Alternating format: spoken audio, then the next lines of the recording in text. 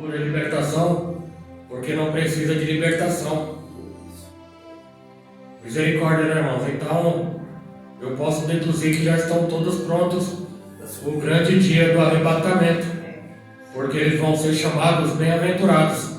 E o Senhor Jesus vai olhar assim e vai dizer: bem-aventurado sois vós, porque eu achei servindo. Eu não, irmãos, eu preciso estar todo dia me arrependendo. Eu preciso estar todo dia aceitando a Jesus como Senhor e Salvador. Eu preciso, irmão, todo dia ser liberto de alguma coisa, irmãos. Sim. Porque quanto mais eu conheço o Evangelho, mais eu me conheço a mim mesmo. E mais eu vejo que eu preciso ser curado de muitas coisas. De ser liberto de muitas coisas também. Aleluia, é verdade. Pai, vem aqui. A missionária Fátima falou aqui sobre um Deus que traz o bálsamo sobre as nossas dores.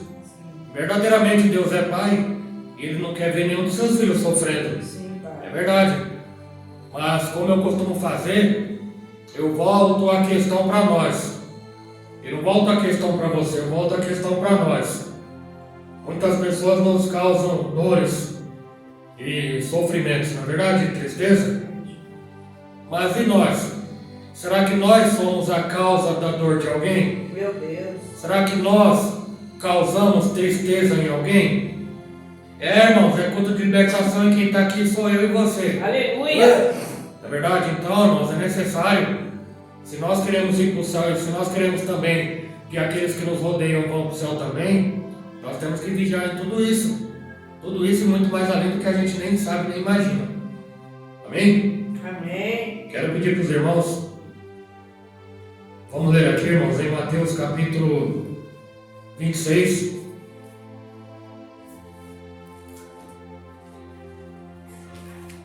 Capítulo 26, versículo 47. Mateus 26, a partir do versículo 47, que diz assim: E estando ele ainda a falar, eis que chegou Judas, um dos 12, e com ele grande multidão, com espadas e varapaus, enviada pelos príncipes dos sacerdotes e pelos anciãos do povo. E o que o traía tinha-lhes dado um sinal dizendo: O que eu beijar é esse, prende-o. E logo, aproximando-se de Jesus, disse: Eu te saúdo, Rabi, e beijou-o. Jesus, porém, lhe disse: Amigo. Jesus, porém, disse: Amigo. Jesus, porém, disse: Amigo. Pode se assentar em nome de Jesus. Glória a Deus. Aleluia. Jesus, porém, disse: Amigo, a que vieste? Então aproximaram-se deles, aproximaram-se eles e lançaram mão de Jesus e o prenderam.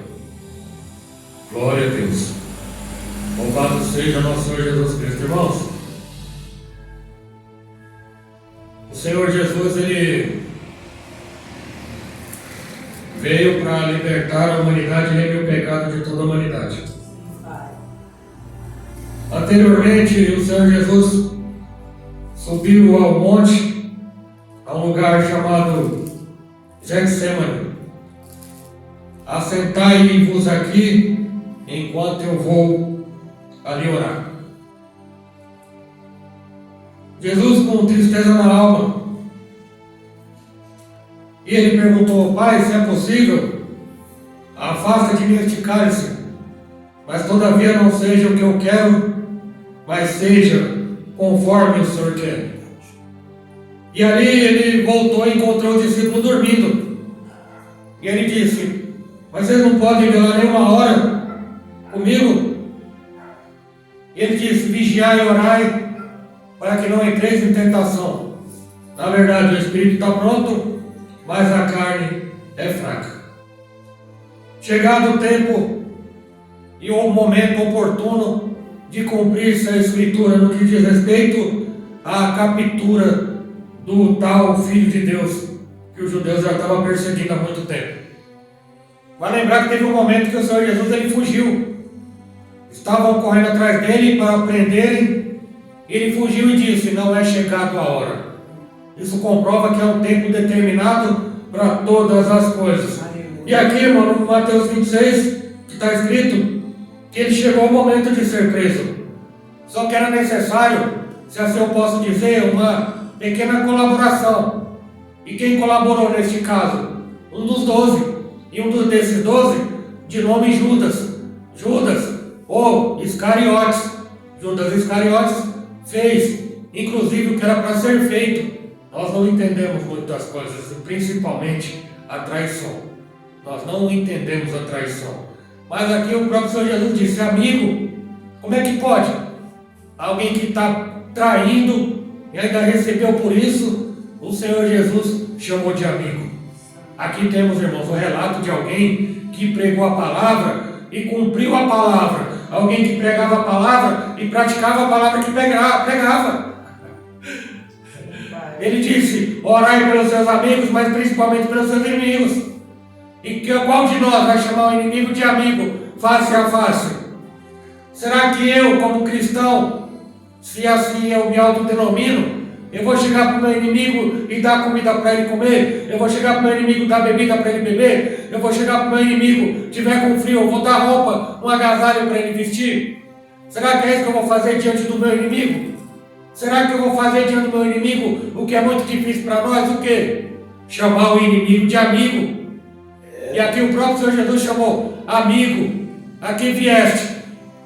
Era um propósito a ser cumprido, para que a Escritura Sagrada fosse cumprida.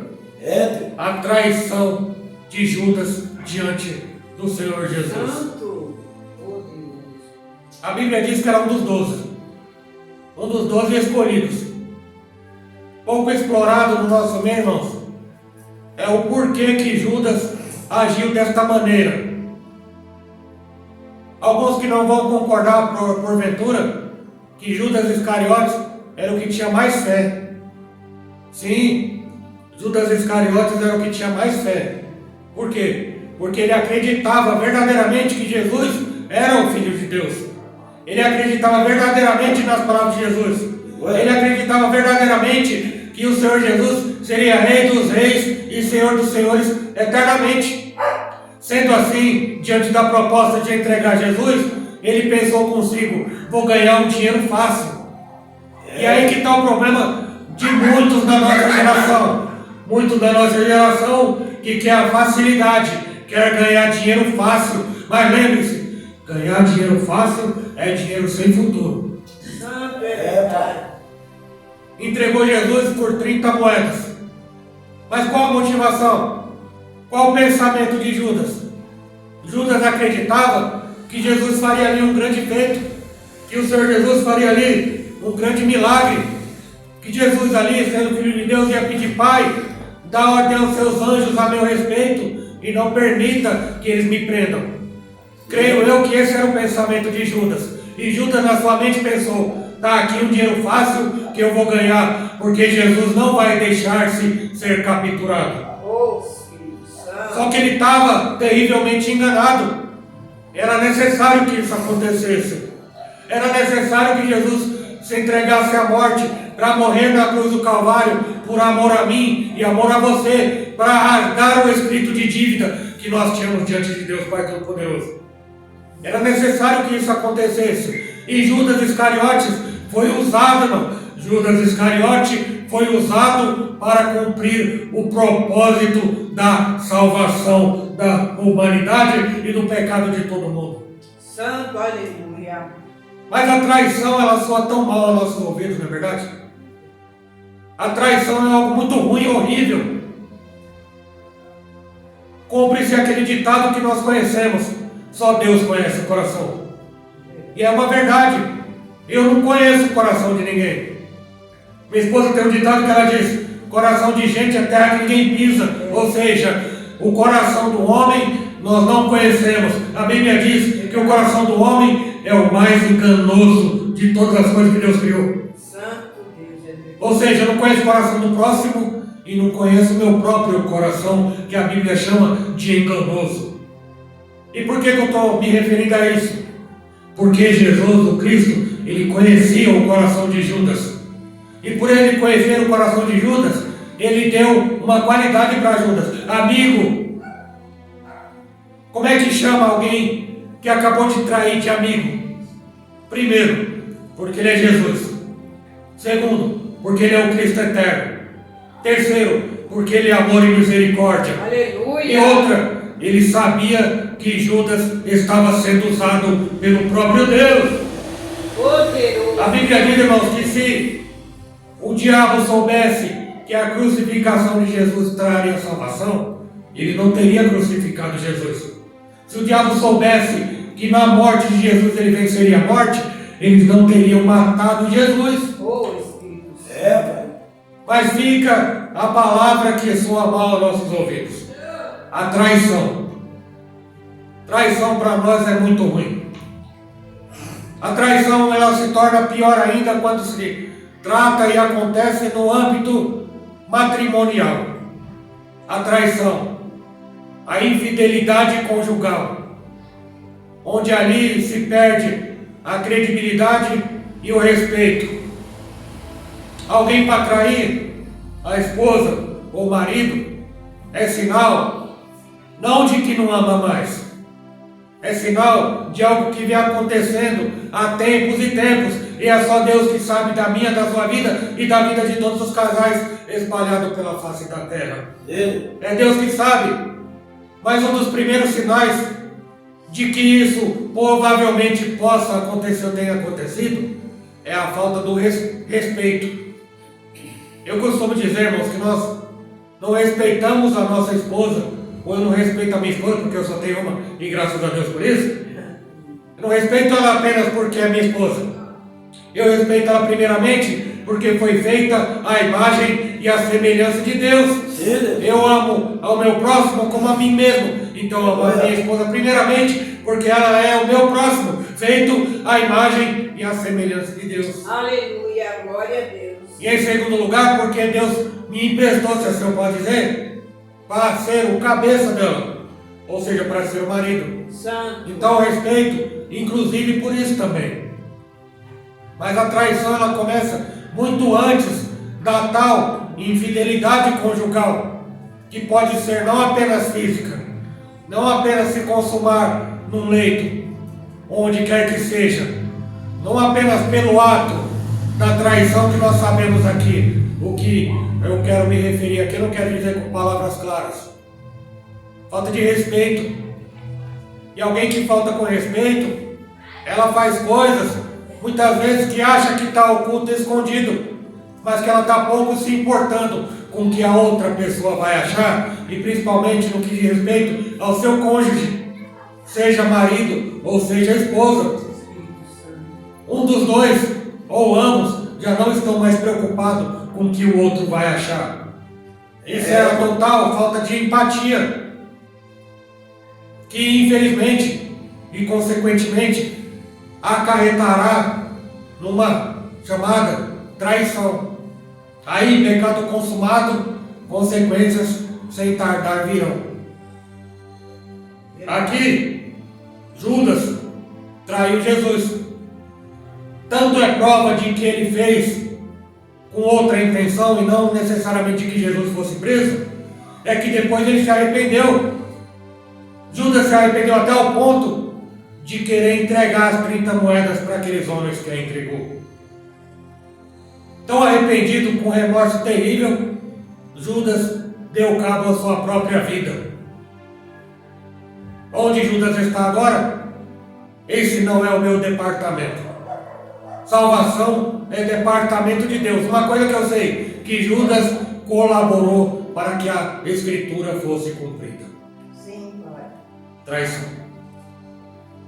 João capítulo 8 vai falar de uma mulher pega no ato adulterando.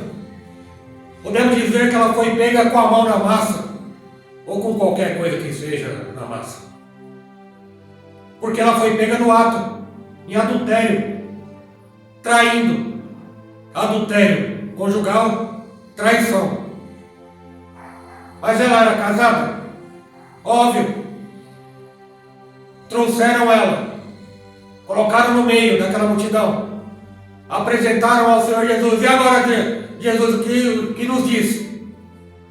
Quem não tem pecado, atire a primeira pedra. Todos ali prontos para condenar aquela mulher à morte. Cada um, começando do mais velho, largaram a pedra e foram embora. Jesus olhou para aquela mulher. Levante-se, mulher. Olhe para um lado, olhe para o outro. Onde estão os seus acusadores? Alguém te condenou ou não? Então vai, porque nem eu mesmo te condeno. Louvado seja Porém, irmãos, aquela mulher foi pega adulterando. Essa mulher, até então, era uma adúltera. Era uma mulher que traía o respeito, traía a confiança, saía sem falar onde ia, chegava na hora que queria chegar. Eu imagino o marido desta mulher, ou se fosse um homem, eu imagino a esposa deste homem. Aonde você foi? Tarefa. Estava por aí. Como assim? Uma mulher adúltera talvez não tinha nem o direito de exigir que o marido confiasse nela, porque ela não dava provas de que alguém depositasse credibilidade sobre ela. E tem uma coisa, irmãos, que nós temos que atentar para a nossa vida, porque nós somos cristãos.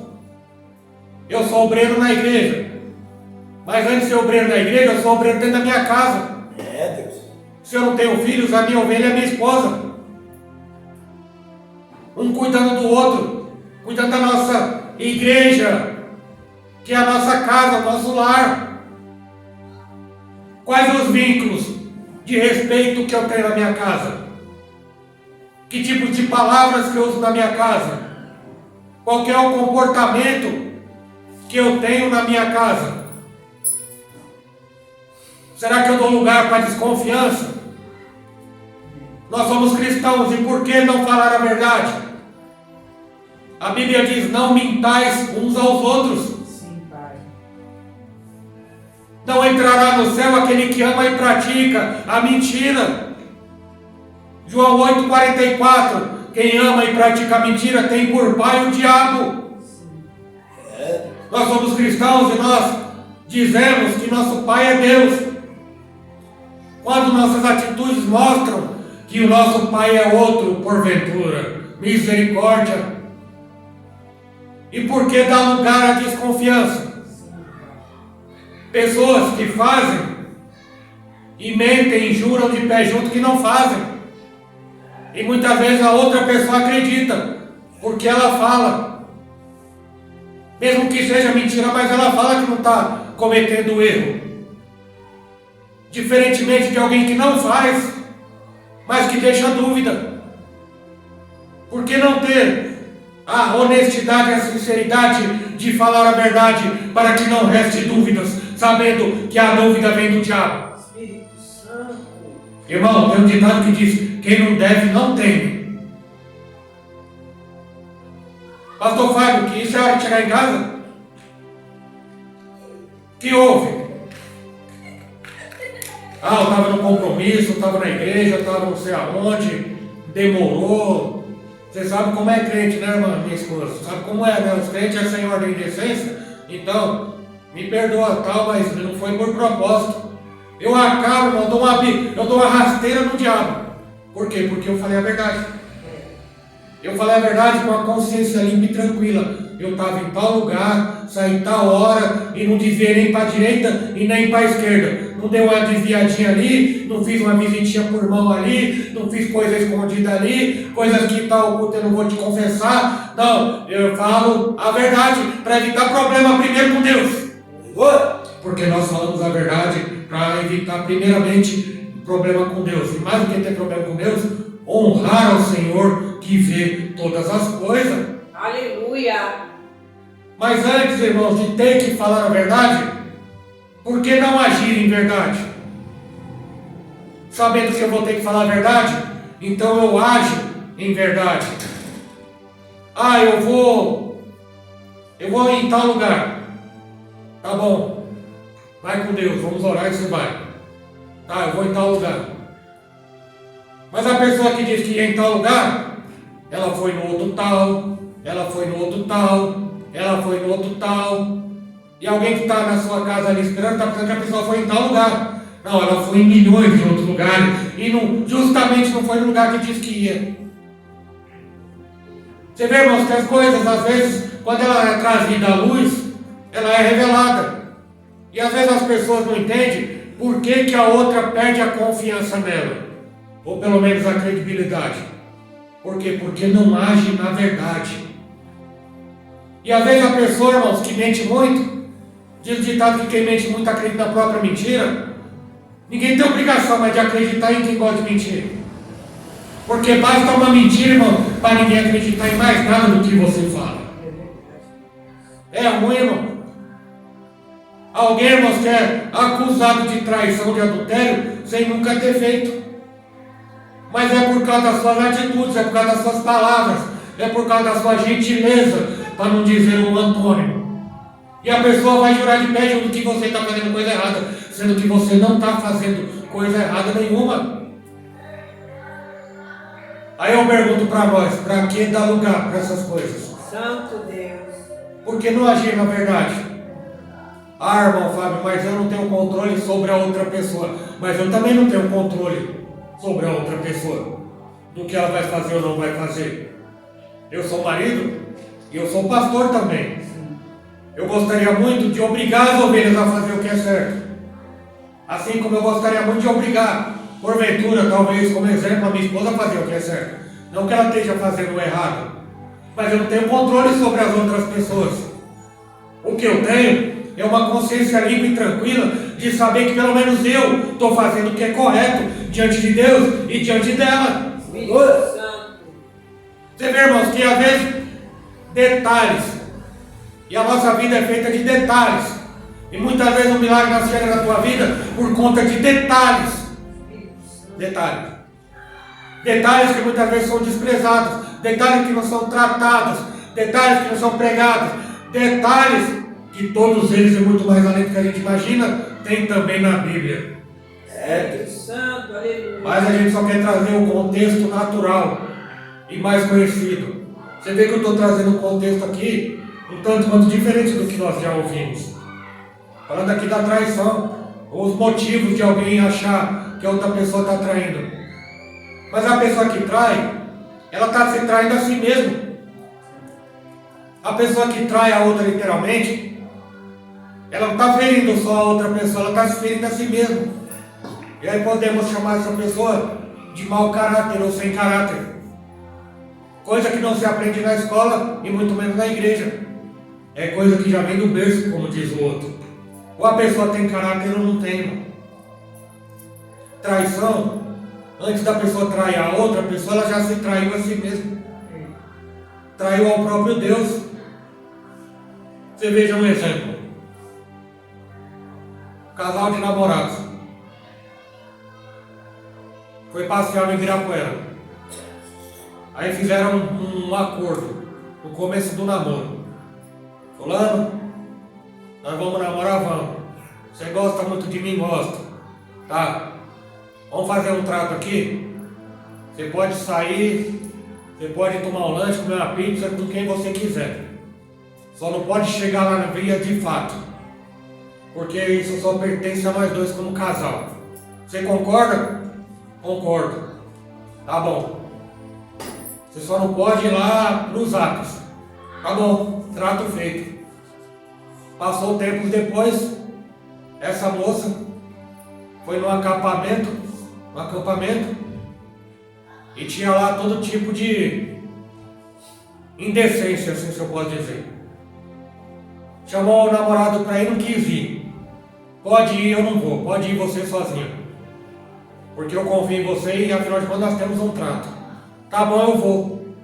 Foi lá, tá lá naquele meio, contemplando todas aquelas coisas, onde diz que ninguém é de ninguém, e aí você já pode imaginar como que é.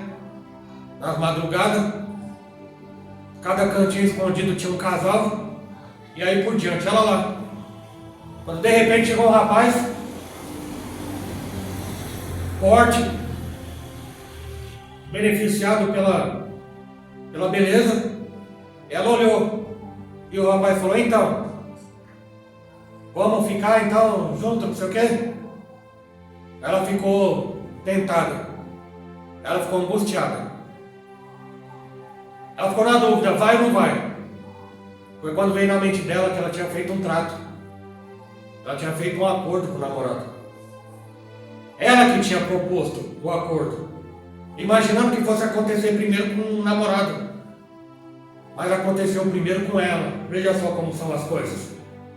Às vezes alguém que exige uma coisa com medo que o outro faça, mas ela que propôs tal coisa se colocou na situação de risco e ela tinha que tomar uma decisão, e a angústia vem por não saber qual decisão tomar.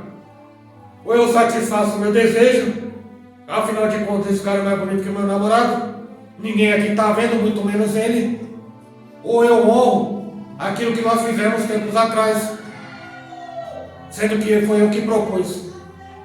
Qual foi a resposta dela? Foi não. Foi não para o espírito.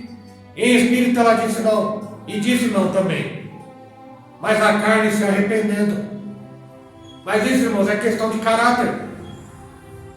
Ou a pessoa tem ou a pessoa não tem.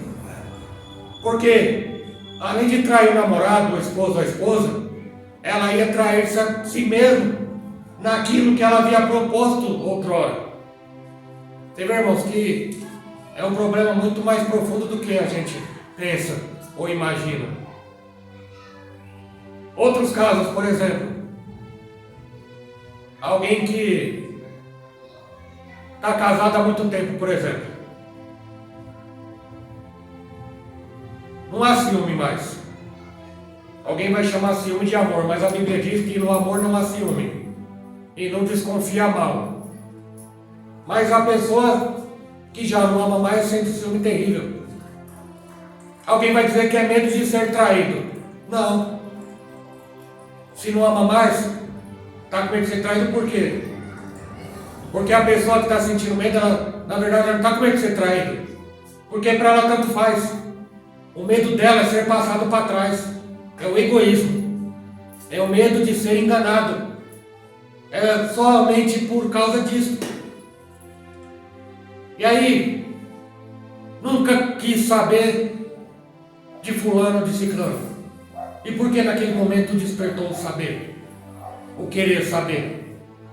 É justamente o medo pelo ego próprio de ser enganado por alguém que vive talvez muito tempo e que talvez não tenha mais nada. E aí numa situação dessa, eu como cristão, nada melhor do que eu falar a verdade para cortar as pernas do diabo, para não deixar desconfiança nenhuma. Já pensou, irmãos, que coisa terrível? Parece que não tem nada a ver o que eu estou falando aqui. Pode ser que não tenha nada a ver o que eu estou falando aqui, porque tem coisas que eu penso bastante, irmãos, e a minha função é trazer. Se você entender 1% do que eu estou explicando, para mim já valeu estar aqui. Espírito Santo. O diabo, ele é oportunista. O diabo, ele fica muito feliz. Ele fica feliz. Não é um cara alegre, mas ele fica muito feliz se nos ver dando lugar para ele e o objetivo dele será alcançado. O que eu e você não podemos ser é motivo de escândalo. Eu vou usar eu como exemplo, já repreendendo em nome de Jesus. Eu só posso usar eu como exemplo aqui. Nossa, irmão, você viu? Olha lá. Ou olha aqui o celular, aqui ó, gravei, ó. Aqui o pastorzão que só prega provérbio, aqui ó. Olha, não é a esposa dele não. Olha, tá vendo? Ó, esse carro aqui vai dizer que ele tá abraçando aqui a mãe dele. Não, já pensou em uma coisa horrível? É ruim demais? Você acha que isso aí é o quê? Um passe mágico? Ah, aconteceu. Uma mulher me pegou na rua e me agarrou e abusou de mim. Isso não acontece assim. Isso acontece gradualmente. Gradualmente. E eu te peço que você entenda em nome de Jesus. Cuidado. Cuidado. Não é porque eu tenho alguns cabelos brancos e uma barriguinha saliente que ninguém possa se aproximar de mim, não. É justamente ao contrário, principalmente quem está sendo usado pelo diabo. O diabo coloca na visão da pessoa o prédio e sei lá das contas lá, sendo que não é. Para quê? Para roubar, matar e destruir a tua fé e a comunhão e fazer com que nós sejamos escândalos. Irmãos, temos que tomar cuidado porque nós somos representantes de alguém que é maior do que nós. E quem é esse? Cristo. Se nós nos denominamos cristãos, nós somos representantes de Cristo. E Cristo não faria o que muitos de nós faz. Cristo não faria. Com certeza não. Porque Hebreus capítulo 4 vai dizer que ele veio sem pecado, viveu sem pecado e voltou para a glória sem pecado nenhum. E o que nós temos que fazer? Justamente, vigiai e orai para que não entreis em tentação. Na verdade, o Espírito está pronto, mas a carne é fraca. Ô irmão, veja bem, não aguentei. Veja bem, irmãzinha, eu não aguentei. Era muito bonito, era muito bonita, eu não resisti. Ah não sei o que a carne é fraca. Irmão, ou tem caráter ou não tem. Não tem caráter, não se apoia na Bíblia. Não usa o versículo como muleta.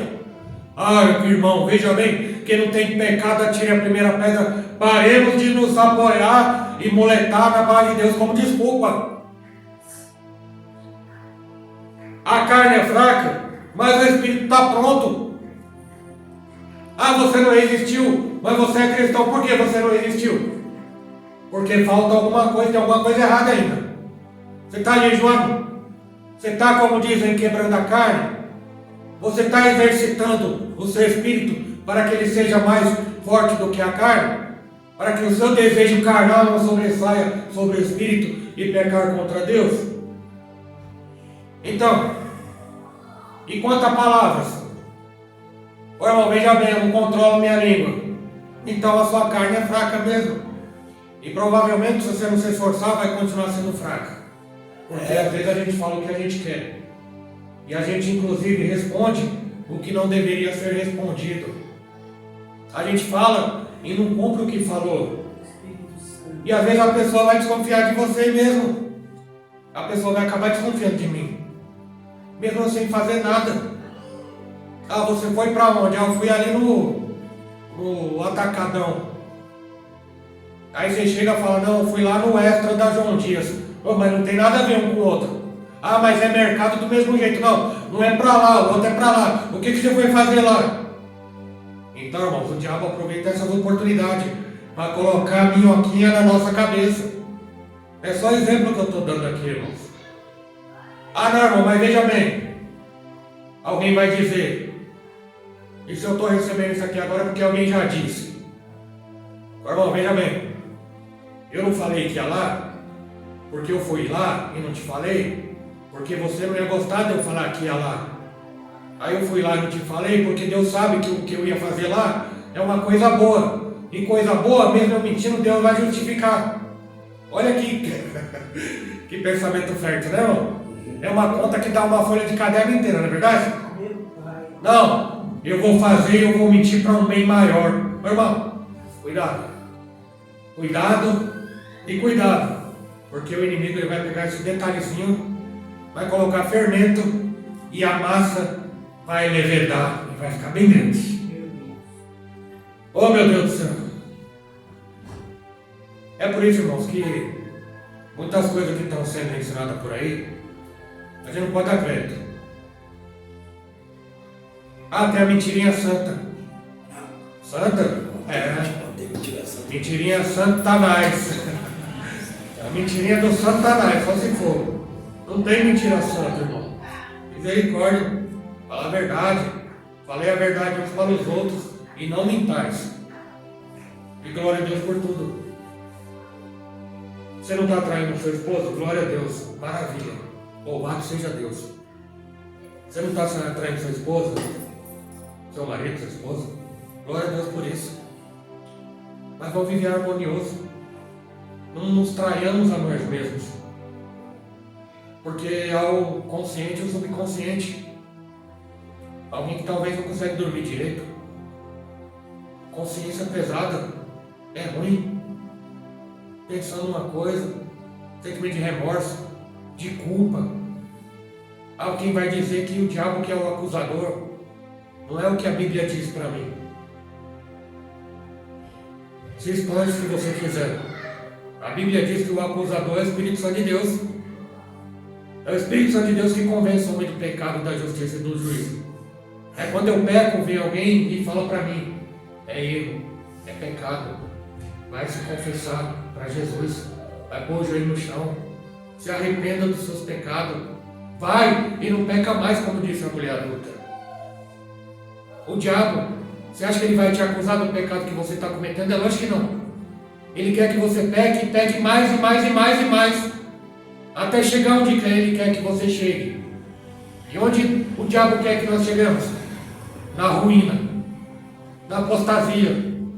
Abandonemos Deus e abandonemos o Evangelho. É isso que ele quer. E ele não vai nos acusar do pecado. Ou seja, ele não é o nosso acusador. Então sabe, irmão, toda vez que nós estivermos fazendo coisa errada, se nós não quisermos dar ouvido à voz de Deus, não vai ser a voz do diabo que vai nos fazer tirar do erro.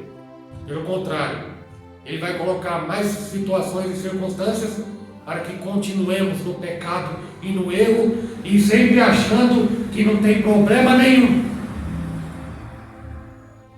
Por quê? Porque Deus é longânimo, não é? E Deus vai deixando. Vai deixando. E a pessoa erra aqui e não aconteceu nada.